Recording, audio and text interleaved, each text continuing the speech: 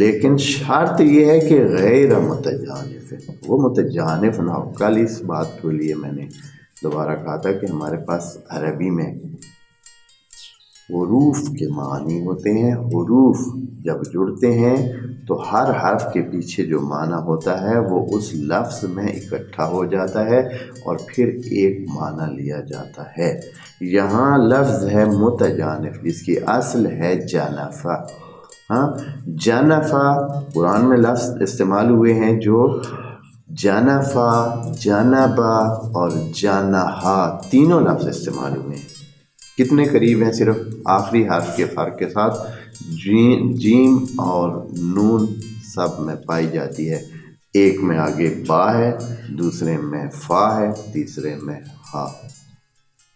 جانہا، جانفہ، جانبہ معنی بھی ان کے معنی چونکہ دو حروف کا ایک جیسا ہونا، اس کا مطلب یہ ہے کہ اس لفظ میں تینوں لفظوں میں ایسا معنی پایا جاتا ہے جو قریب ہوگا بہت۔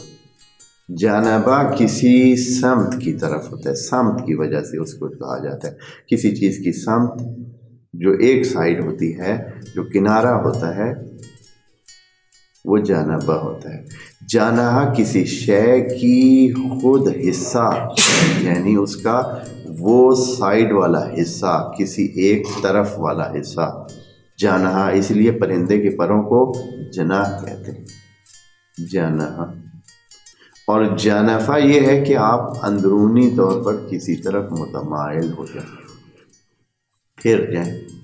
تو یہاں اللہ تعالیٰ فرماتے ہیں کہ اپنی نیت کو ٹھیک رکھنا ہے آپ نے، یہ نہ ہو کہ بہانہ ڈھونڈ کر آپ کھانے کے چکر میں ویسے ہیں تو آپ نے بہانہ رکھ لیا کہ ہم تو بھائی مخمصہ میں آئے ہوئے ہیں، اس لیے یہ جو پلی پلائی ہوئی گائے ہے جو اب پھنس گئی اور مر گئی ہے، تو اب اس کو جو ہے ہم مجبور ہیں، ہم تو وسائل ہمارے پاس نہیں ہیں، یہ نقصان ہو گیا، اگر نہ کھایا نہ اس کو گوشت استعمال کیا تو بہت بڑا نقصان ہو جائے گا۔ اور اس ذہن میں یہ رکھتے ہوئے، یہ رکھ کر کے یہ ہماری ضرورت ہے، ہم اس گوشت کے لیے بہت محتاج ہیں اور ضرورت مند ہیں، اور یہ ہماری بہت سارے اس گیپ کو پورا کر سکتا ہے جو مجاعہ ہے، جو مخمصہ ہے ہمارا، تو یہ جائز ہے۔ اس طرح کسی نہ کسی بہانے سے آپ جواز ڈھونڈ کر یہ حرام چیز جو کہ